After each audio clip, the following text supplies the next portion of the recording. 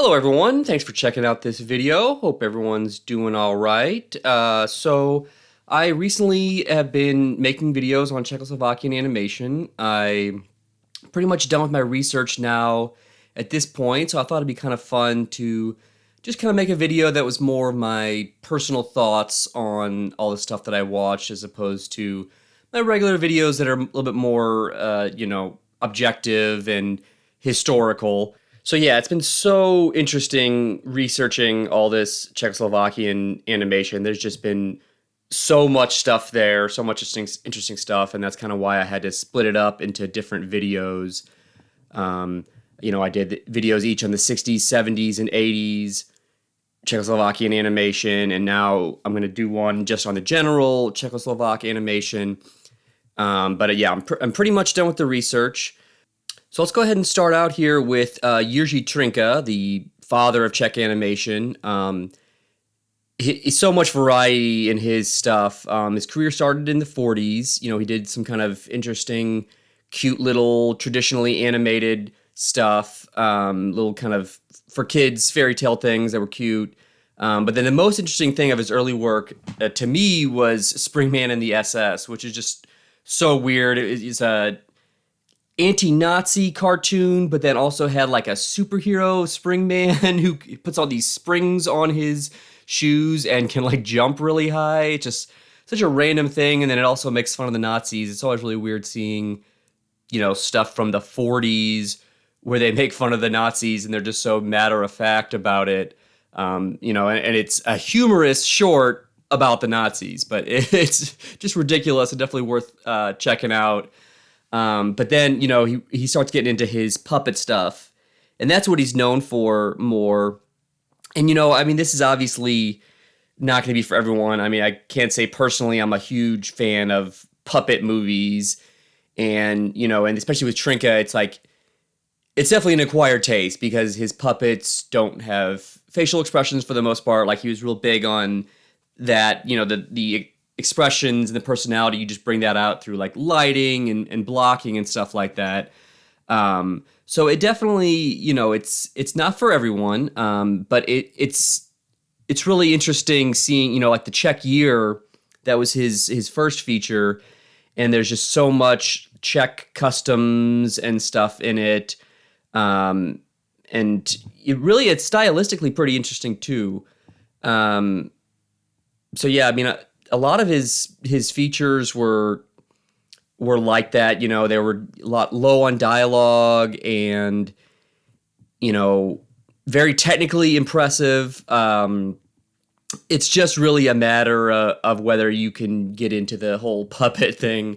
I personally don't know that I would try to rewatch these a lot, but they were fascinating from a historical and technical perspective, and I could definitely appreciate the artistry. Some of his shorts were also quite funny. I'd say I probably prefer his shorts to his features. The Story of the Bass Cello, which is a very silly little short with puppets. Song of the Prairie was really funny. That was a Western parody. And then we have Devil's Mill, which is kind of a horror thing. So it's got a lot of variety there, a lot of different genres. Mostly, the kind of fairy tales or historical things, but he also did the Old Czech Legends, the 1953 feature. Lots of, interesting stuff about Czech culture in there.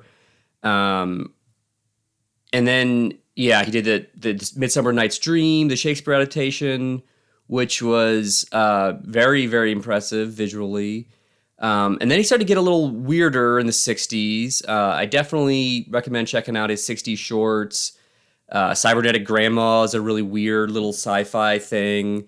And then The Hand. That's his most well-known work. That's probably his most interesting film. And it's his most political and one where he's, really trying to send a message comparatively. I would definitely recommend checking out his short films. Definitely check out The Hand, Cybernetic Grandma, some of the, more sillier, fun ones. And for his features, definitely at least I would say, check out some clips just to see how technically impressive they are, even if you don't want to sit down and watch like a whole feature long thing of puppets that don't talk, which I can totally understand. But yeah, I mean, he was an amazing filmmaker, and I just am incredibly impressed by the technical ability of some of his films. So then, moving on, we have Jan Švankmajer. And he's definitely the most famous of the Czech animators. He, has got a pretty strong cult following, in the United States and in the rest of Europe and stuff like that. I had been decently familiar with his work before, but this time I went through and basically watched every single thing he ever did. His shorts were quite interesting. I really liked Game of Stones was an early one that was really cool. I kind of liked his more like trippier ones like that, as opposed to the ones that were kind of just grimier and darker. Game of Stones is real interesting. I mean, it's interesting seeing like The Flat and Picnic with Weissman showing this world where everything kind of just takes over and tries to fight against a human. Those are cool. And then during the 70s, he was banned for a while, so he kind of slowed down. Did a couple Poe adaptations, Fall of the House of Usher, super creepy and really cool visually and everything like that. Dimensions of Dialogue, that's more of his stereotypical style. The kind of gross claymation freakish thing that we kind of start to see later that he's kind of more known for. So definitely check out all those early shorts and stuff like that.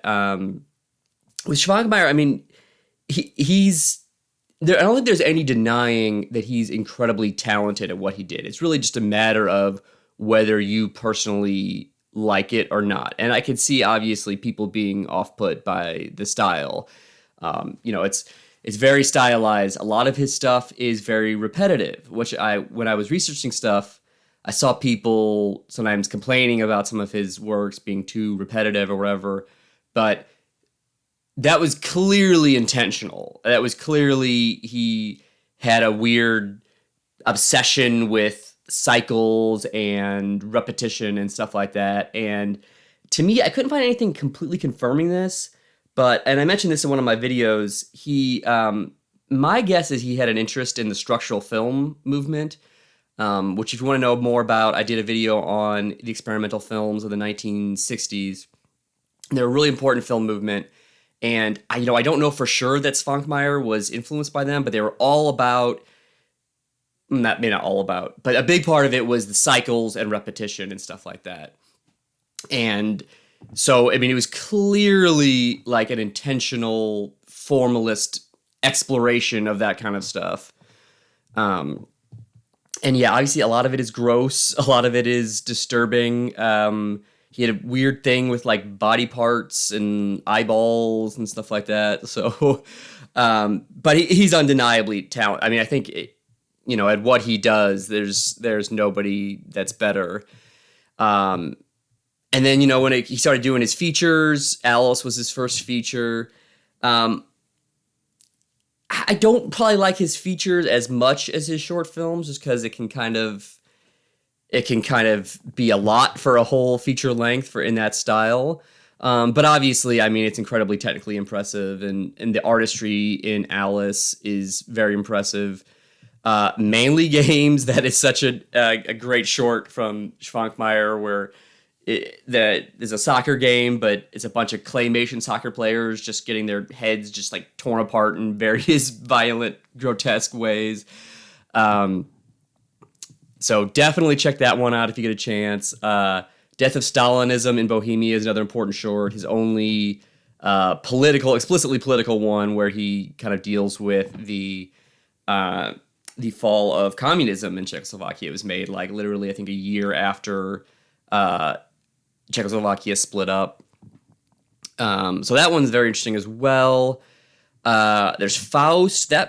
That might be one of my favorite of the features. The animation in that is absolutely crazy. Some of the special effects and stuff like that.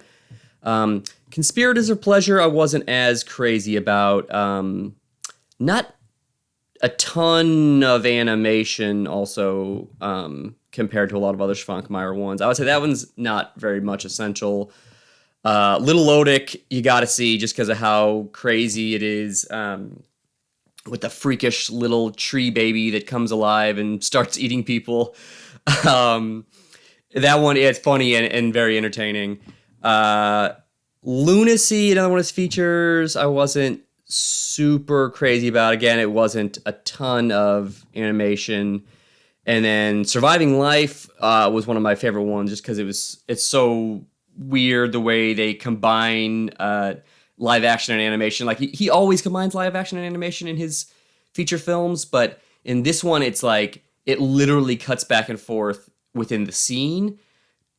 And it's really interesting just seeing the live action close-ups, and then he cuts out wide for cutout animation. And it's such a unique film, and I hadn't really ever seen anything like that before. And Švankmajer even comes up on camera at the beginning and says it's because of budget issues. I assume that's not true. That was kind of just tongue in cheek, but it's an interesting formal experiment. And then he also did Insect, which is another feature film from 2018, which another one that not one of my favorites, and not a ton of animation in that one. But yeah, definitely check out Švankmajer stuff if you can. A lot of it's on YouTube. There's a DVD collection of all of his short films. Definitely recommend checking that out. So yeah, I guess that's pretty much it for Švankmajer. We'll move on to possibly my favorite director out of all the ones I researched, and that's Jiří Barta, who I wasn't super familiar with before doing this. He had a lot of variety in his work, more variety than Švankmajer, I would say. And not to criticize Švankmajer, but he definitely, especially later in his career, kind of had one mode that he got into. Barta did traditional animation, he did stop motion, he did stuff that was more for kids, he did stuff that was very inappropriate for kids, he did stuff that was very dark, he did stuff that was very lighthearted. So we started in the late 70s. I think his first real interesting one was The Design, a short film where it's combines using, it's got a real hand in it. So he uses kind of like that pixelation technique where it's like basically stop motion with live action people, using paper cutout animation, and where he kind of makes fun of the government housing that the communist government was forcing upon them. That one was interesting. Then he did Disc Jockey, which was different, very different. More traditional animation and a little more abstract. There's no clear message or anything like that, but it's still really cool visually and kind of a op art thing. And then he switched things up a lot, like with his next short film, or I might be skipping one, but The Vanished World of Gloves, which was stop motion and parodies film history and stuff like that, and used some live action frame story and stuff like that, but really just couldn't be more different than those other two films. And then he did A Ballad About Green Wood, which is more of a kind of a Švankmajer feel with wood and animals coming to life with stop motion. And then he did The Pied Piper, and man, I cannot praise this movie enough. Probably this, if I had to pick one thing out of all the Czechoslovak animation that I watched for these videos, probably The Pied Piper would be my favorite. It's such an original, unique film. Like I've never ever seen another film like it. Visually, it's just so amazing. All the German expressionist inspired sets.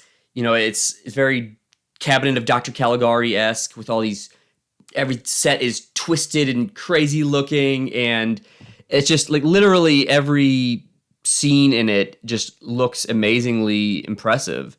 And it's just one of those things that really it really sticks with me, and it's also one of the, you know, I'm bad about not rewatching movies a lot, and you know, most of these things that I watch for this I probably won't rewatch anytime in the near future, but I could definitely see myself rewatching The Pied Piper, just to appreciate the artistry and how well he can tell the story with no dialogue. Like there's just gibberish dialogue. Everything's visual. And I mean, I really cannot recommend The Pied Piper enough. It's one of the best animated movies that I've ever seen, probably. So, I mean, it's a short movie too, so, you know, you're not devoting that much of your time to it.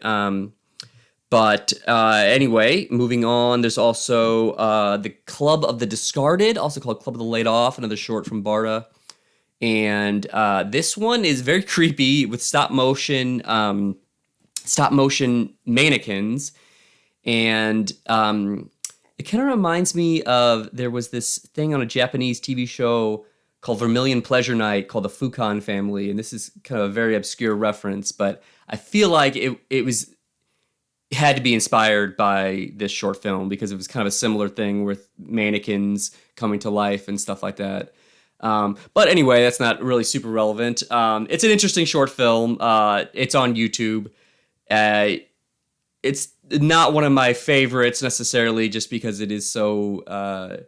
It is creepy and weird, but it's definitely worth checking out. And then he also did the feature film Toys in the Attic, which was kind of kiddie. It's not my favorite thing in the world. I think, you know, I read that Barta talked about Club of the Laid Off being his last auteur project, and you can kind of definitely tell, like, the Toys in the Attic is a lot different than The Pied Piper, for example. And that's the thing, I think, with the case with a lot of these people and a lot of these countries that used to be communist, like, you know, it's weird because it's such a double-edged sword because there was the censorship for them for a lot of cases, you know, like Švankmajer was banned, but then they still had the state funding. But once the communism fell, they were free, quote unquote, to make whatever they wanted, but they didn't have the funding. So you see, actually, a lot of these filmmakers, their work gets a little bit safer and a little bit less daring because they had to be more worried about commercial prospects. And I think you can kind of see that, like in Toys in the Attic, which it wasn't bad or anything. It didn't have that same, you know, super unique style that you see a lot of the communist era Czechoslovak animation. It's technically well made, and you know it's interesting. It kind of blends different like live action and stop motion and traditional animation, and I think there might even be a little bit of CGI and stuff like that. So it's worth checking out, but you know, not like an amazing movie or anything like that. But overall, I mean, Barta's filmography, especially during the communist era, was one of the best in my opinion. So yeah, then moving on to some other filmmakers. We have Hermina Tirlova. She was very, very interesting filmography. You know, started in the 1920s, so that's probably the earliest of all the stuff that I watched for this. And then, but really her super interesting stuff comes in the more like the 50s and 60s, where it was a lot about using like either like one physical object in the world of live action coming to life with stop motion. Like there's the Curious Letter, where a letter moves on its own with stop motion. But then really interesting is she started moving into this mode where she used a lot of like wool, and it's kind of all these very fuzzy short films and like balls of wool come to life and stuff like that. And it's just a very, very unique style that I'd never even thought of doing something, I've never heard of any other film. I mean, I'm sure there are other filmmakers that have done something similar. I've never heard of them. I mean, to me, that's incredibly unique, the stuff that she does.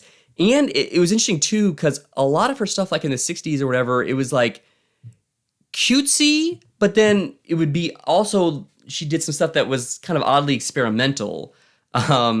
So it's, don't pigeonhole her stuff based on what you might think, based on, there's these cute little fuzzballs and cute little animals, and there's one about a Christmas tree, and there's one about baby Jesus and stuff like that. But it's impressive artistically and surprisingly experimental. So definitely check out her stuff. A lot of that's online. We also have the filmmaker Brzezislav Pojar. Made a lot of shorts starting in like the 50s through the 80s. A lot of, some satire, did both stop motion and traditional, but I would definitely recommend checking out some of his stuff. One of my favorites was the short film E, which was kind of just a silly little short film that kind of makes fun of authoritarianism and stuff like that. And then his short Night Angel, which was darker, more serious, but very interesting on an artistic level. So definitely check his stuff out. Let's see here. Oh, and then of course there's Karel Zeman, who his was such an interesting discovery for me. I don't know if I had really heard of him before, but he's very influential on even Hollywood filmmakers. I was watching some of the Criterion special features and other stuff about him, and Terry Gilliam was a big person that was influenced by him. Phil Tippett, the visual effects guy who did the recent stop motion film Mad God, he talks about how he was very inspired by Zeman. And it was he just had such a unique style of, especially in his live action features, where it was like a combination of live action and animation. Usually it was like live action humans and then like animated sets and stuff like that. But it was just the way that he blended animation and live action is just, it's so unique. And I'm saying this a lot, but I haven't seen anyone else do something like that. Is this very unique aesthetic that's very kind of silent filmy. Like he tinted tinted most of his films to give it that kind of old time silent film look, and just makes it look so cool and just like no other movies out there. And there's just so many parts where I see shots in his films and I'm like, how did that happen? How did they do that? It just blew my mind. And watching the behind the scenes stuff on Zeman's stuff is very interesting. If you have the Criterion streaming service, definitely try to check out. They have a bunch of his short films, his feature films, and some behind the scenes stuff. Some of it might be on YouTube as well, but man, the visuals in some of this stuff are just crazy. It's just trippy and just absolutely visually stunning. So let's see. Next, I'm going to talk about Viktor Kubal, who was probably the most famous Slovakian animator. And obviously, when Czechoslovakia was together, most of the animation came from the Czech side. And those are the ones that you're going to hear about more in English-speaking countries. You're going to hear about Švankmajer. I heard about Švankmajer so much when I was even just first starting getting into film. But you don't really hear about the Slovakian animators very much. And Viktor Kubal had, I keep saying unique, he had such a unique style. He is totally different from anyone else that I've talked about before in this video. It was traditional animation, first of all. It was all traditional animation. and it was just this very like loose style, like it's sloppy but intentionally sloppy. And he worked really fast, and there wasn't this perfectionism that you see in a lot of animators where their movies take 20 years to come out or whatever because they're such a perfectionist. But yeah, his style is so interesting. It's like it's kind of childlike, but then also sometimes his movies would have like very inappropriate things in them. I really liked his feature film, Yurko the Outlaw. That was really cool. And then his other feature, The Bloody Lady, which is interesting. It's about Bathory, the serial killer, but it's it's done in this kind of naive style, and it's a relatively lighthearted film. But then there's also dark stuff that happens, obviously. Blood and stuff like that, as you would expect given the title. But yeah, it's a very unusual film. And his stuff also was very visual, barely had any dialogue. I think The Bloody Lady had no dialogue, just some narration at the beginning. And it also had some very interesting like style changes. Like it would just kind of go to black and white line drawings for a little bit. But yeah, definitely watch his stuff if you can. Moving on, there's Gene Deitch, which was kind of random for me when I was researching. Like, there was this American guy that just moved there and worked on Popeye and Tom and Jerry and stuff like that. I would have never guessed that there was like Czech Tom and Jerry.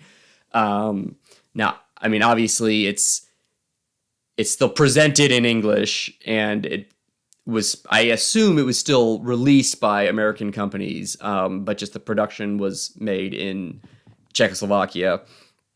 But those are not considered very good. The Tom and Jerry and Popeye shorts are considered to be, pretty bad by most fans of those cartoons. But his other stuff is actually pretty good. Like his short film Monroe, about a little kid getting conscripted in the military, was funny. Self-Defense for Cowards and How to Avoid Friendship was another kind of just silly short films.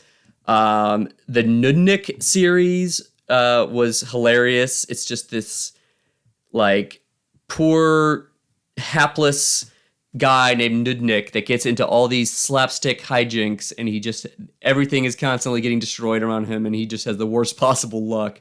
So it's quite funny. And then he worked up until into throughout the 60s, 70s, 80s. He did a lot of adaptations of kids' picture books for Weston Woods that were kind of fun and cute. So his stuff is fun to check out as well.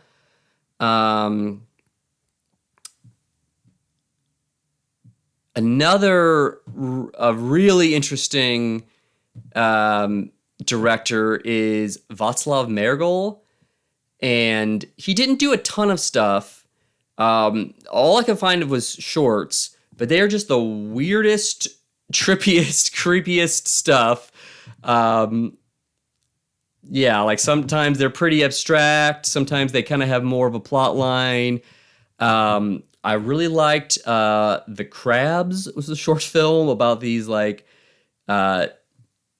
robotic crabs, and it's just done in this really unique style, this really creepy looking animation. And then Homunculus, an odd little short film with mixed media about I'm thinking of Microbe. Homunculus is mixed media, but then Microbe was also mixed media, but that's the one I meant to talk about. That's got about little animated microbes inside a body, and they're like little cute little microbes, but then they cause the death of the person. So it's like this odd mixture of cutesiness and then dark stuff. definitely give his short films a chance. Jaroslava Havitova, a Slovakian animator, did some interesting, trippy short films. Check those out if you can. Some of them are on YouTube. Let's see here. I think that's a lot of the major ones. There's also it's kind of interesting researching Czechoslovakian animation and finding About Dressy Sally, which was a short film that was considered lost media for a long time. And I always am interested in that lost media type of stuff, which I've never made any videos about that kind of thing because I feel like there's already so many people making them.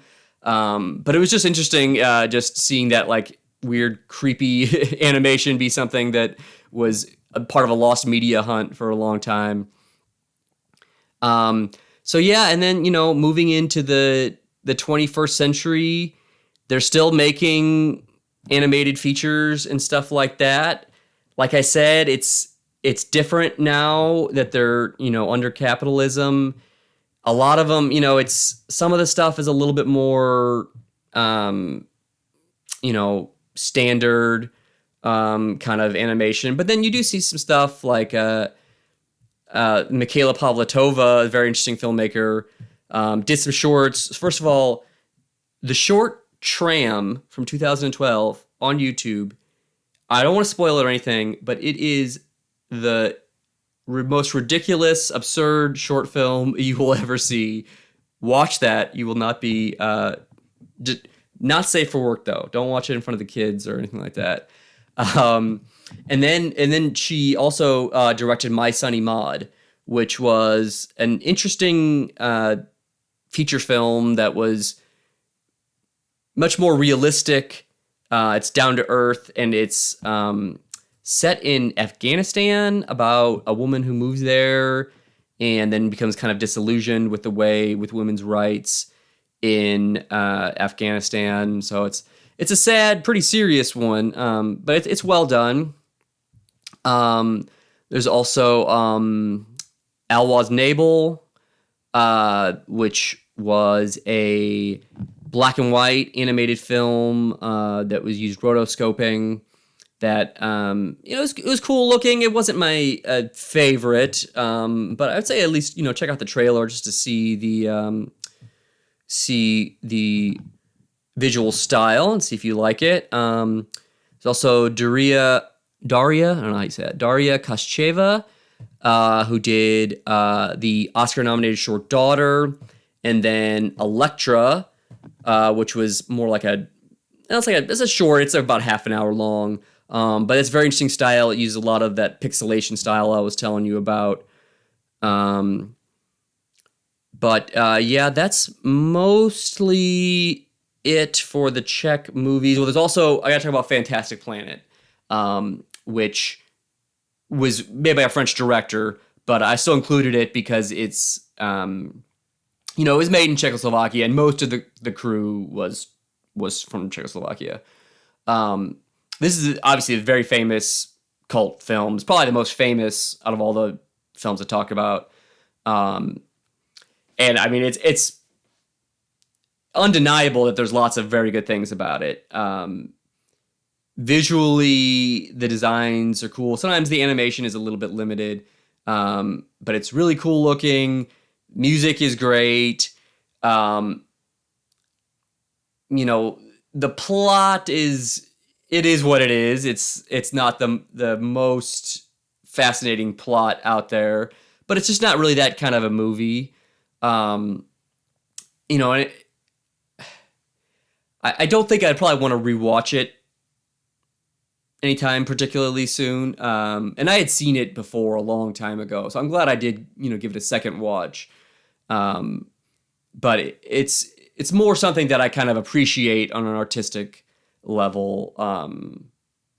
But if you haven't seen it, you definitely got to check it out just for how weird some of the stuff is, and so how trippy some of the designs are. I don't know how easy it is to watch it. I don't know if it's online, if it's on the internet, on YouTube or anything. So, But then we also, the last thing I guess I'll talk about is there were the TV shows. Little Mole is super cute, but definitely my favorite of the TV shows that I watched was Pat and Matt, which is just silly slapstick humor. It's just these two bald guys that just constantly get in. It's kind of like Nudnik, but it's more like they cause the problems. Well, I guess Nudnik kind of did too. But, well, regardless, they just get in an endless series of disasters, and they try to fix it, and sometimes they make it worse. But it's just a really funny, kind of silly, cute thing. And it started in the 70s, and I think it's like still going on. And it's like popular all across Europe, maybe not all across Europe, but I saw people commenting from like a lot of people in the Netherlands liked it, and people like in the Middle East liked it and stuff like that. So that I know is on YouTube. And it was on Internet Archive. Recently, Internet Archive has been going down, so I don't know if that's still a thing or not. We'll see.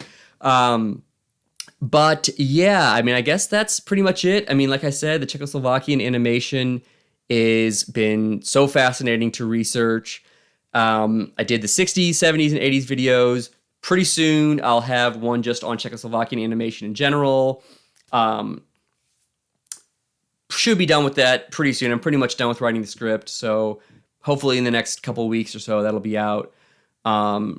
Also, I have a Patreon now. I'm going to leave a link down in the description to that, and I'll probably do a Patreon announcement video sometime soon.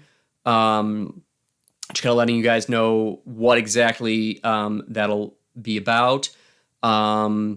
But yeah, I mean, I guess that's pretty much it for this video. So thank you for watching. And I know my webcam isn't the greatest quality here. So, but if I do more videos like that, like this, I may look into getting a better one. So we'll see. But yeah, thank you again for watching.